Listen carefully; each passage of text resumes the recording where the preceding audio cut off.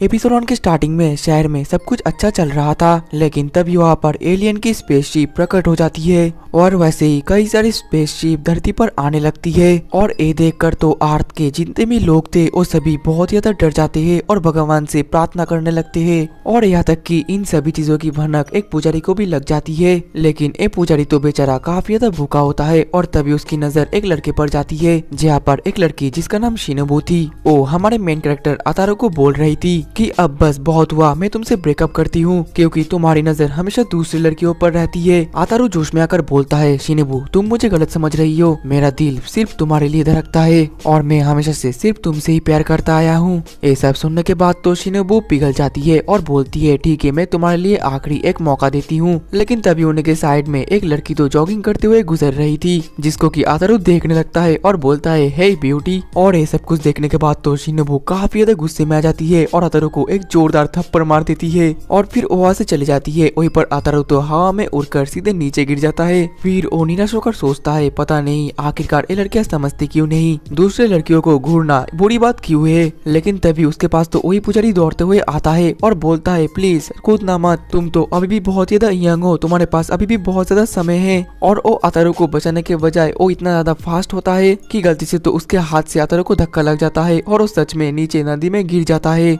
और इसके बाद वो पुजारी बोलता है, मुझे आने में देर हो गई, मैं तुम्हारे आत्मा के लिए शांति प्रार्थना करता हूँ। देन अगले सीन में अतारो की तो हालत खराब होता है और वो हॉट कॉफी पी रहा था। वहीं पर वो पुजारी बोलता है, मुझे लगा था कि तुम वहाँ पर कूदने वाले हो क्योंकि ब्रेकअप की वजह से तुम्हारा दिल टूट चुका है और मैं तो तुम्हारे बस मदद करने के लिए आया था। ये सुनकर तो अतारो गुस्सा हो जाता है और बोलता है, आखिरकार तुम मुझे समझ कर क्या रखे हो, मैं एक लड़की की वजह से अपना जान कभी भी नहीं दूंगा। लेकिन तभी अतारो के चेहरे को क्लोज देखकर वो पुजारी बोलता है, अरे लड़के तुम्हारा चेहरा तो बहुत ज्यादा गंदा है। ये सुनकर तो अतारो गुस्सा हो जाता है और उस पुजारी की तो हालत ही खराब कर देता है। लेकिन तभी वो पुजारी बोलता है, असल में मैं कहना चाहता हूँ कि जल्दी तुम्हारा लक बहुत ज्यादा खराब होने वाला है। लेकिन अतारो उसके बात को इग्नोर करता है और आगे बढ़ना लगता है। और ठीक तभी उसके पास तो उसकी मॉम और शिनोबू दौड़ कर आती है और वो दोनों ही काफी ज्यादा चिंता में होते हैं और बोलते हैं, अतारो जब से हमने वो खबर सुनी हम लोग तुम्हारे लिए बहुत ज्यादा चिंता कर रहे हैं। अतारो तो बहुत ज्यादा कंफ्यूज होता है और उसको तो कुछ समझ ही नहीं आता। और अचानक से तभी अतारो के चारों तरफ से तो काफी सारे गवर्नमेंट के लोग इकट्ठा हो जाते हैं और पूछते हैं, कहीं तुम ही अतारो मोरोबोशी तो नहीं। तभी अतारो की मॉम बोलती है, असल में एक गवर्नमेंट के लोग तुम्हें ही ढूंढ रहे हैं। ये सुनकर तो अतारो काफी ज्यादा शॉक्ड हो जाता है। अब अगले ही पल अतारो जैसे अपने घर पर पहुंचता है तो अपने घर पर कुछ देखकर तो काफी ज्यादा शॉक्ड हो जाता है क्योंकि उसके घर के अंदर ही बैठा हुआ था उन सभी एलियनों का बॉस। और अतारो को देखकर वो एलियन बोलता है, अरे कैसे हो बच्चे। अतारो तो डर जाता है और फिर उसको भगाने लगता है और बोलता है, डीमन यहाँ से भाग जाओ। और इसके अगले सीन में सभी लोग एक साथ बैठकर बात कर रहे होते हैं और हमें पता चलता है कि ये एलियन अर्थ पर कब्जा करने वाले थे,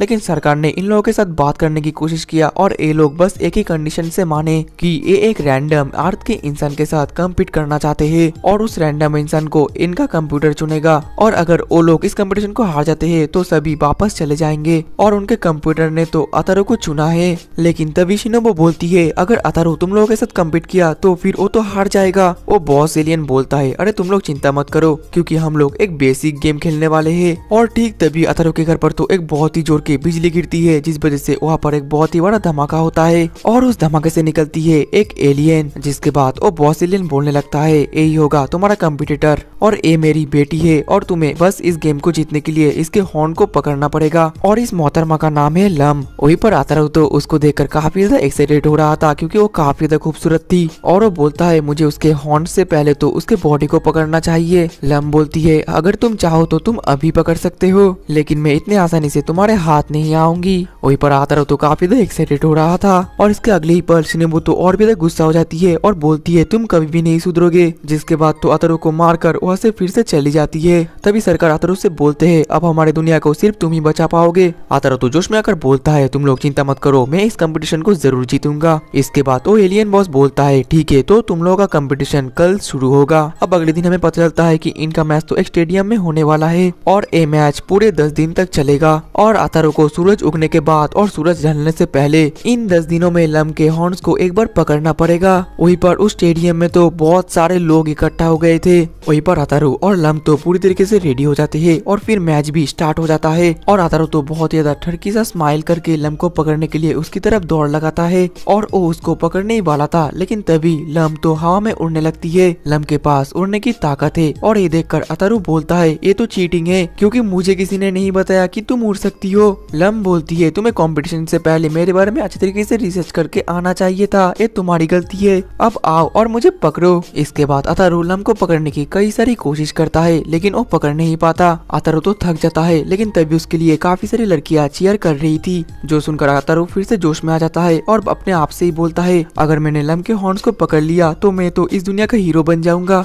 और फिर पूरी दुनिया की लड़की सिर्फ मेरी होंगी, सिर्फ मेरी। वहीं पर लम बोलती है अरे क्या हुआ, क्या तुम्हारा दम निकल गया, आओ और मुझे पकड़ो। अतारू बोलता है खुद को ज्यादा मत समझना, मैं तुम्हें बस 2 दिन के अंदर ही पकड़ लूंगा। और यही पर ही सीन कट हो जाता है और 4 दिन ऐसे ही निकल जाते हैं और हमें पता चलता है कि अतारू ने तो अभी भी लम को पकड़ नहीं पाया और वो अभी भी कोशिश करे जा रहा था। इसके बाद अर्थ के जितने भी इंसान थे वो सभी तो निराश हो जाते हैं और बोलते हैं अभी तो और सिर्फ 5 ही दिन बाकी है। और फिर ऐसे करते करते दिन निकलते जाते हैं और अतारू लम के हॉर्न्स को पकड़ने के लिए कोशिश के बाद कोशिश करे जा रहा होता है लेकिन वो एक भी बार उसके हॉर्न को पकड़ तो दूर की बात उसके पास भी नहीं भटक पाता। और ऐसे करते करते 9 दिन बीत जाता है और अतारू के पास सिर्फ और 1 ही दिन बचे होते हैं। देन अगले सीन में हम अतारू के घर के सीन को देख पाते हैं जहाँ पर न्यूज में वो एलियन बॉस हंसकर बोल रहा था ये दुनिया जल्दी हमारी होगी और तुम सभी हम लोगों के नौकर। और ये देखकर तो अतारू के मॉम और डैड दोनों ही काफी ज्यादा निराश हो जाते हैं क्योंकि अगर उनके बेटे ने लम को नहीं पकड़ पाया तो पूरी दुनिया अतारू को कोसेगी।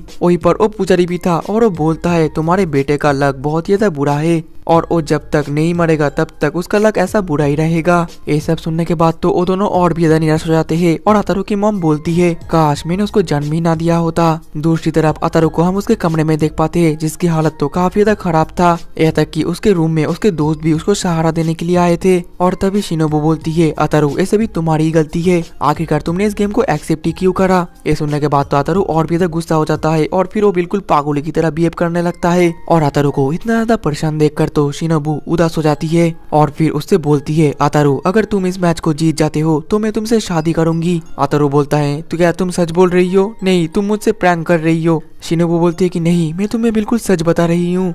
अतारू इमोशनल होकर बोलता है क्या तुम वादा करती हो। शिनोबू बोलती है कि हाँ मैं वादा करती हूँ। और इसके बाद तो अतारू के अंदर एकदम जोश भर जाता है और फिर वो बोलता है लम कल मैं तुम्हें नहीं छोड़ूंगा, कल मैं तुमको हरा कर रहूंगा। अब हम अगले दिन सीन को देख पाते हैं जहाँ पर अतारू फिर से लम को पकड़ने की कोशिश कर रहा था लेकिन लम तो फिर से उसके हाथ ही नहीं आती। लेकिन अतारू फिर भी हार नहीं मानता और जैसे तैसे करके वो लम के पैर को पकड़ लेता है लेकिन लम तो अपने पावर की मदद से अतारू को झटका दे देती है और बोलती है अब तुम कुछ समय तक ऐसे ही पड़े रहो। लेकिन तभी अतारू उठता है और वो चिल्लाता है शादी, मुझे शादी करनी है। ये देखकर लम भी हैरान होती है और बोलती है आखिरकार तुम हिल कैसे रहे हो, मैंने तो तुम्हें काफी जोर से झटका दिया था। और अतारू फिर से लम को पकड़ने की कोशिश करता है और लम को पकड़ते हुए बार बार शादी शादी चिल्लाया जा रहा था। और बहुत कोशिश करने के बाद तो अतारू के हाथ में गलती से लम का ऊपर वाला टॉप आ जाता है और ये देखकर वो काफी ज्यादा खुश था। वहीं पर लम तो काफी ज्यादा एम्बेरेस फील कर रही थी और बोलती है तुम्हारा हिम्मत तो काफी ज्यादा है। और फिर वो अतारू से अपना ऊपर वाला टॉप लेने जा रही थी और ये देखकर अतारू अपने मन में बोलता है ये तो मेरा प्लान था, तुम मेरे पास आओगी और मैं तुम्हें पकड़ लूंगा। जिसके बाद लम जैसे ही उड़कर अतारू से अपना ऊपर वाला टॉप लेती है अतारू फुल जोश से लम के ऊपर जंप करता है और फिर उसके सर के 2 हॉर्न को पकड़ लेता है और इसी तरीके से अतारू जीत जाता है और दुनिया को बचा लेता है और जोश में आकर बोलता है अब मैं शादी करूंगा, अब ये समय है शादी का। और उसके जोश को देखकर तो जो लम है वो भी बहुत ज्यादा खुश थी, यहाँ तक कि उसके जीतने के बाद सभी धरतीवासी जश्न मनाने लगते हैं। अब अगले ही पल लम और अतारू एक स्टेज पर होते हैं और तभी अतारू को देखने के लिए तो शिनोबू आती है और उसको देखकर अतारू एक्साइटेड होकर बोलता है अब मेरी शादी होगी। वहीं पर साइड से लम ये सुनकर बोलती है अच्छा ठीक है, अगर तुम इतने ज्यादा जीत करते हो तो मैं तुमसे शादी करने के लिए तैयार हूँ। ऐसे कहने के बाद तो वो अतारू के गले लग जाती है और अतारू तो काफी ज्यादा कंफ्यूज था। और ये देखकर लम के डैड उदास हो जाते हैं और बोलते हैं क्या तुम ये डिसीजन ले रही हो। लम बोलती है कि हाँ यही मेरा फाइनल डिसीजन है। और फिर लम के डैड रोते हुए बोलता है सन इन लॉ मेरे बेटी का अच्छी तरीके से ध्यान रखना, मरना मैं तुम्हें नहीं छोड़ूंगा। और ये देखकर तो शिनोबू फिर से अतारू से गुस्सा हो जाती है और उस जगह से चली जाती है। अतारू उसको रोकने की कोशिश करता है और बोलता है शिनोबू रुक जाओ, ये बस एक मिसअंडरस्टैंडिंग है। लेकिन शिनोबू को तो अतारू के ऊपर विश्वास नहीं होता और वो बोलती है तुम एक ठरकी हो।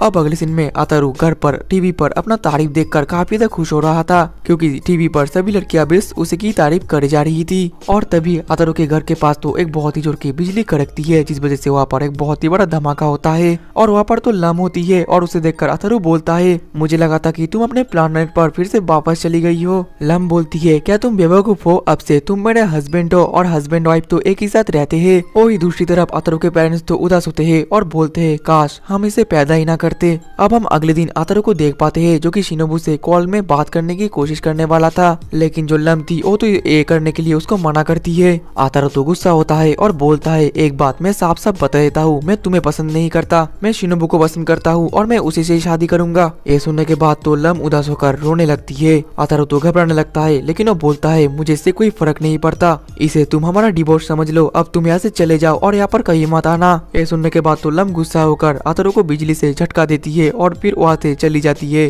फिर अतारू रेंगते रेंगते फोन कॉल के पास आता है और बोलता है अब मैं कम से कम शिनोबू से बात तो कर सकता हूँ। और फिर वो शिनोबू से बात करने लगता है और शिनोबू तो काफी ज्यादा हैरान होती है कि लम अब उसके प्लेनेट पर फिर से वापस चली गई है। अतारू बोलता है शिनोबू अब हमारे बीच में कोई भी नहीं आएगा। लेकिन तभी जो शिनोबू है वो कॉल में लम की आवाज सुनती है, जहाँ पर लम बोल रही थी मैं अभी भी अतारू के साइड में ही हूँ। ये सुनकर तो शिनोबू गुस्सा हो जाती है, लेकिन अतारू बोलता है ये सब कुछ झूठ है क्योंकि उसके साइड में तो सच में लम नहीं था। लेकिन शिनोबू तो कुछ ज्यादा ही गुस्सा होती है और बोलती है मैं तुम्हारे साथ हमेशा के लिए ब्रेकअप करती हूँ, मुझसे और कभी भी बात नहीं करना। और इस वजह से तो अतारू रोने लगता है और वहीं पर अतारू के मॉम के सहेली बैठी हुई थी, जो ये सब कुछ देखकर बोलती है तुम्हारा बच्चा तो कमाल का है, काश ये मेरा बच्चा होता। उसकी मॉम बोलती है तुम जब चाहे इसको रख सकते हो, मुझे कोई फर्क नहीं पड़ेगा। अब रात में उस बात को लेकर अतारू की मॉम अतारू के ऊपर काफी ज्यादा गुस्सा थी, क्योंकि उसके वजह से पड़ोस में और उसकी मॉम की और इज्जत नहीं रही, यहाँ तक कि उसकी सभी सहेली अब उसके ऊपर हंसती है। लेकिन अतारू तो उसके मॉम के बात को ज्यादा ध्यान नहीं देता। अब अगले दिन अतारू फिर से शिनोबू को कॉल लगाता है और शिनोबू जैसे ही कॉल उठाती है तो अतारू बोलता है शिनोबू ये मैं हूँ। लेकिन तभी वहाँ पर फिर से लम की आवाज आती है डार्लिंग तुम्हें शिनोबू के फीलिंग्स के साथ खेलना अब बंद कर देना चाहिए। ये सुनकर शिनोबू अपना कॉल रखने वाली ही थी, लेकिन तभी अतारू बोलता है रुक जाओ शिनोबू, लम के बारे में भूल जाओ, ओ बस हम दोनों के बीच में दूरी लाना चाहती है। तभी लम कहती है मेरी डार्लिंग ने मुझे इस बार कहा था कि तुम उसकी सबसे ज्यादा खराब गर्लफ्रेंड हो। लेकिन शिनोबू तो अब उसकी बात पर ध्यान नहीं देती और बोलती है ठीक है अतारू अब मैं तुम पर विश्वास करती हूँ। और ये देखकर तो लम हैरान हो जाती है और वहीं पर अतारू और शिनोबू ऐसे प्रिटेंड कर रहे थे कि लम की आवाज वहीं पर नहीं आ रही है और वो वहीं पर ही नहीं है। और इसके बाद तो लम बहुत ज्यादा गुस्सा हो जाती है, जिस वजह से वो चिल्लाने लगती है और अर्थ के सभी जो फोन के सिग्नल से वो जैम होने लगते हैं और अतारू और शिनोबू का जो कॉल है वो भी कट हो रहा था, जिस वजह से वो दोनों एक दूसरे के बात को अच्छी तरीके से नहीं समझ पा रहे थे। लेकिन अतारू जैसे जैसे करके बोलता है शिनोबू ठीक है मैं तुमसे मिलने आ रहा हूँ। ये देखकर तो लम और भी ज्यादा गुस्सा हो जाती है और फिर वहाँ पर बिजलियां गिराने लगती है, जिसमें से कि एक अतारू को भी लग जाता है और लम कहती है अब कोई भी बाहर नहीं निकल सकता। पर अतारू कहता है ये सब मुझे नहीं रोक सकता, आज तो मैं शिनोबू से मिलकर रहकर ही रहूंगा। तभी उसके डैड अतारू को बोलता है अतारू ये रेनकोट लेकर जाओ, ये रबर से बना हुआ है, इससे बिजलियां तुम पर नहीं गिरेंगी। ये देखकर अतारू खुश हो जाता है और रोने लगता है और बोलता है आपका शुक्रिया डैड। उसके डैड भी इमोशनल हो जाते हैं और बोलते हैं बेटा अपना काम पूरी मन लगा कर करना। लेकिन तभी उनके बीच में वो पुजारी आ जाता है और बोलता है मैं भी तुम्हारे साथ जाऊंगा ताकि मैं तुम्हारे आखिरी वक्त को देख पाऊँ। लेकिन अतारू उसके बात को ध्यान न देकर रेनकोट पहनकर शिनोबू से मिलने के लिए चला जाता है। वहीं पर उसके डैड बोल रहे होते हैं कि अतारू मैं तुम्हारे लिए सबसे ज्यादा बढ़िया फ्यूनरल रखूंगा। और फिर अतारू ऐसे ही आगे बढ़ रहा था, लेकिन तभी उसके सामने एक पोल पर लाइटनिंग गिरने की वजह से वो पोल टूटकर अतारू के ऊपर ही गिरने वाला था। लेकिन अतारू को बचाने के लिए वो पुजारी पीछे से अतारू को धक्का दे देता है, जिस कारण से तो वो पोल सीधा अतारू के ऊपर ही लगता है। ये देख कर तो पुजारी इमोशनल हो जाता है और बोलता है मैं तो बस तुम्हारी मदद करने आया था। लेकिन अतारू तो बहुत ही ज्यादा गुस्सा था और वो तो उस पोल को उठाकर उस पुजारी को मारकर दूर फेंक देता है। और तभी हम शिनोबू को भी देख पाते हैं जो कि अतारू से मिलने के लिए ही आ रही थी। और इन दोनों को पास आते हुए देखकर तो लम और भी ज्यादा चिढ़ जाती है और फिर वो अपने स्पेसशिप के पावर को और भी ज्यादा बढ़ा देती है। और फिर तो पूरे शहर में बहुत ही जोर जोर से बिजली गिरने लगती है, जिस कारण से गली में लाइट चली जाती है और चारों तरफ तो बस धुआं धुआं हो जाता है। अतारू और शिनोबू को कुछ भी दिखाई नहीं दे रहा था। अतारू शिनोबू को ढूंढता है, शिनोबू अतारू को ढूंढती है। वो दोनों ही एक दूसरे के नाम को लेकर बार बार बुलाए जा रहे थे। लेकिन ऐसे करते करते ही वो दोनों एक दूसरे के पास आ जाते हैं और फिर अंत में वो दोनों मिल ही जाते हैं। और ये देखकर तो लम बहुत ही ज्यादा गुस्सा हो जाती है और आतारू शिनोबू से बोलता है, इतना सब कुछ होने के बाद भी तुम मुझसे मिलने के लिए आई, ये सब कुछ हमारे सच्चे प्यार का नतीजा है और आज मुझे बिलीव हो गया है कि प्यार से ज्यादा स्ट्रॉन्ग कुछ भी नहीं है। लेकिन इसके अगले ही पल जो लम होती है वो तो अपने स्पेसशिप को लेकर वहीं पर ही आने लगती है और गुस्से में आकर बोलती है, आतारू मैं तुम्हें आज नहीं छोड़ने वाली। और इसके अगले पल ही तो अर्थ पर एक छोटा सा भूकंप आता है और चारों तरफ और भी धुआं धुआं हो जाता है, जिस वजह से आतारू और शिनोबू फिर से बिछड़ जाते हैं और आतारू फिर से शिनोबू को ही ढूंढने जा रहा था। शिनोबू भी आतारू को ही ढूंढ रही थी और इसके अगले ही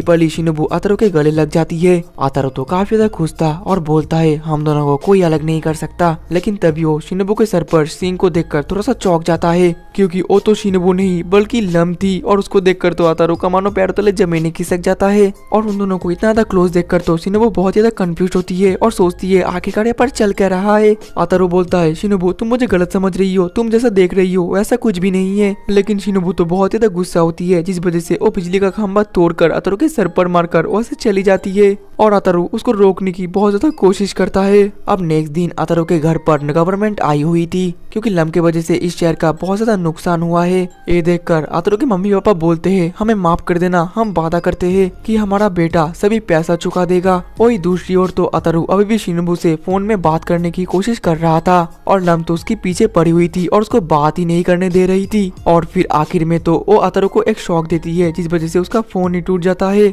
और इससे लम बहुत ज्यादा खुश होती है। और इसी के साथ ही हमारा एपिसोड खत्म हो जाता है। तो दोस्तों अगर आप लोगों को एनीमे थोड़ा सा भी पसंद आया है तो कमेंट में नेक्स्ट एपिसोड लिख दो, क्योंकि जितना ज्यादा कमेंट और जितना ज्यादा लाइक होगा मैं नेक्स्ट एपिसोड उतना ही जल्दी लाऊंगा। तो मिलते हैं नेक्स्ट एपिसोड में, तब तक के लिए टाटा बाय बाय और सायोनारा।